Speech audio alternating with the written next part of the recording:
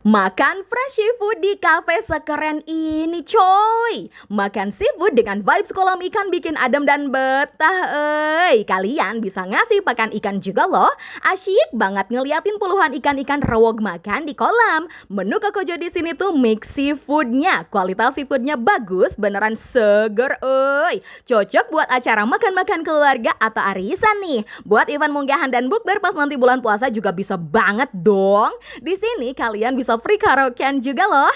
Ada TV dan sound system juga mic-nya lengkap pisan coy. Harga mix seafoodnya mulai 125k per paket untuk 2 orang. Udah termasuk nasi dan free iced tea. Isian seafoodnya kepiting, udang, cumi, gurita, dan kerang hijau. Sausnya bisa pilih varian lada hitam, saus padang rica-rica, dan asam manis ya. Untuk level pedesnya bisa request nih. Yang pedes-pedes lebih mantep sih kalau buat seafoodnya. Kepitingnya yang mantep mah cuma agak repot makannya.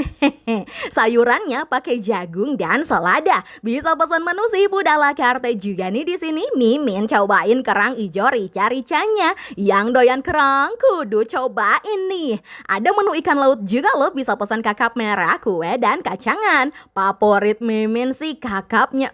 Pakai perasan jeruk lemon biar lebih segar. Tekstur dagingnya bagus, dimakan bareng sambal kecap cengeknya lebih nikmat. Hayu ngabring kadar yuk.